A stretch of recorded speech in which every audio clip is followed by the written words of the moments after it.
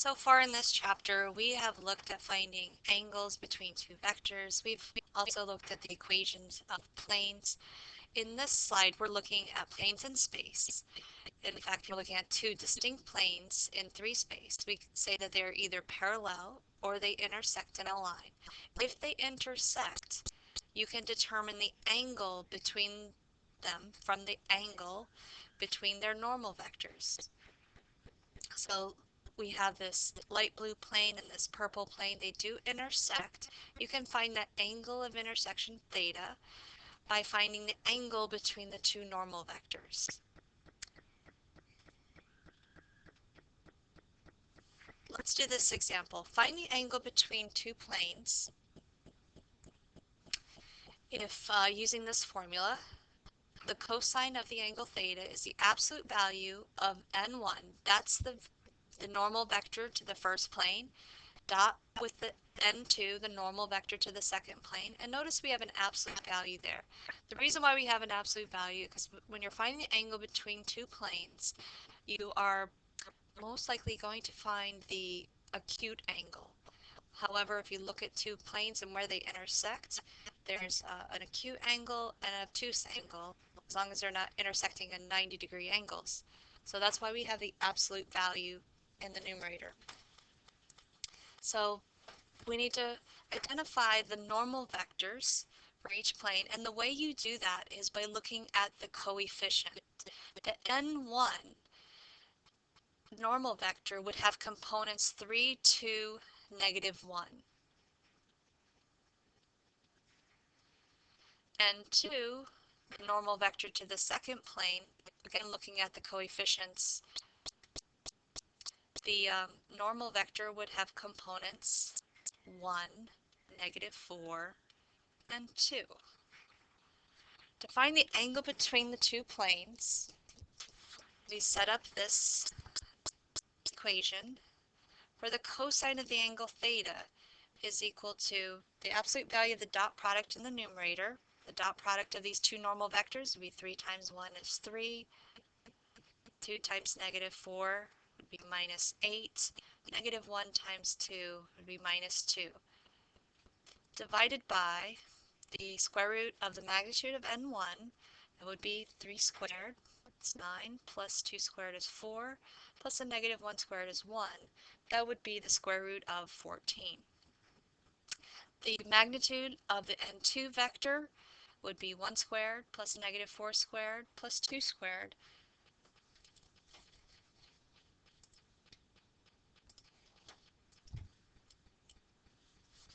Sorry about that. The square root of 14 is the magnitude of n1. The magnitude of n2 would be the square root of 21. This simplifies to the absolute value of -7, or 7, divided by the square root of 14 and the square root of 21. You can determine the angle theta by using the inverse cosine of 7 over inverse cosine or arc cosine of 7 over square root of 14 square root of 21. And this is going to be approximately 1.15 radians, or approximately 65.9 degrees.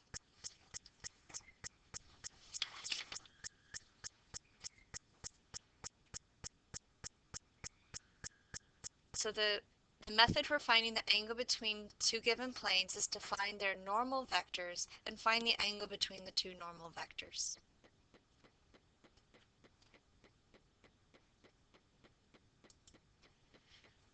For next part, it would be to sketch planes in space. If a plane in space intersects one of the coordinate planes, the line of intersection is called the trace of the given plane. To sketch a plane in space, it is helpful to find the points of intersection with the coordinate axis and its traces in the coordinate axis. Coordinate plane, sorry. For example, here's the equation of a plane given by 3x plus 2y plus 4z equals 12. You can find the trace by letting z equal 0 and sketch the line. You let z equal 0,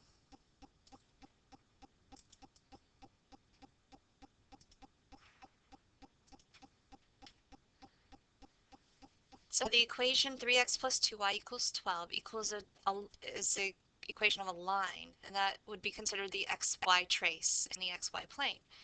This line intersects the x-axis at 4, 0, 0, and it intersects the y-axis at 0, 6, 0. Now this process is continued by finding the yz trace and the xz trace and then shading the triangular region in the first octant. So this equation of the plane has an x-intercept at 4, a y-intercept at 6, and a z-intercept at 3. You can connect those 3 points and you see this little pink shaded triangle is a portion of the entire plane.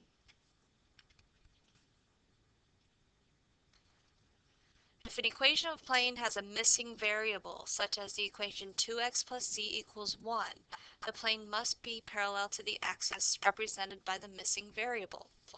So here the plane equation is 2x plus z equals 1. So this plane is only going to intersect the x and the z-axis. It's not going to intersect the y-axis, so it must be parallel to the y-axis. The x-intercept is 1/2, 0, 0, and the y-intercept is 0, 0, 1.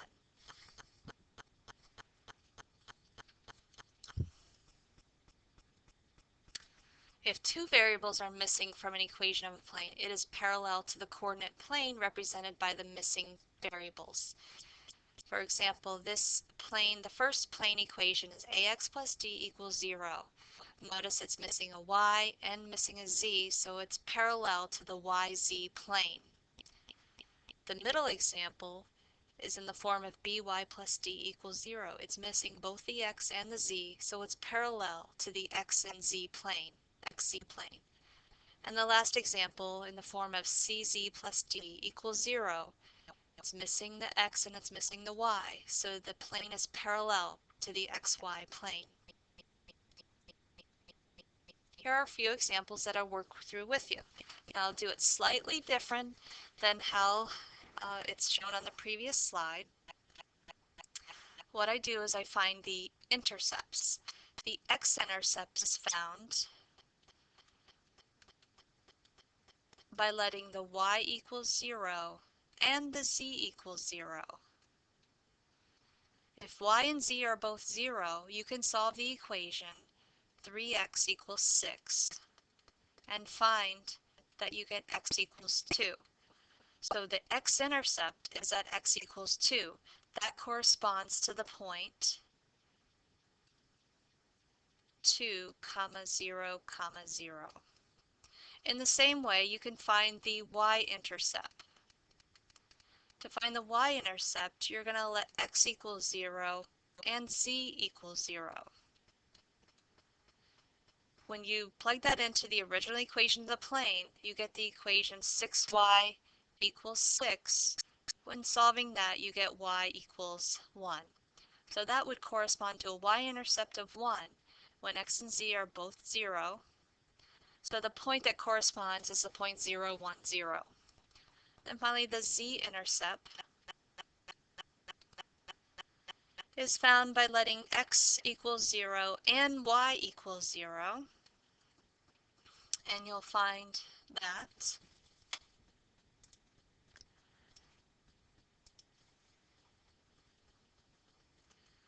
so when you let x and y both equal 0, the equation becomes 2z equals 6. So that means z equals 3 is the z-intercept, and that corresponds to the point 0, 0, 3. You can sketch those 3 intercepts. This is our positive x-axis here, our positive y-axis out to the right, and our positive z-axis up the page. Your x-intercept here at positive 2, your y-intercept at 1, and your z-intercept at 3. I'm going to connect those. Those are the traces that were talked about on the previous slides. The trace is where it crosses through one of the planes, xy, xz, or yz plane. So that shaded part here is just a portion of the entire infinite plane. Let's take a look at the second example here. Notice you have the equation x plus 2y equals 4. There's a missing z. So this plane is going to be parallel to the z-axis. You can still find the x-intercept by letting y equal 0.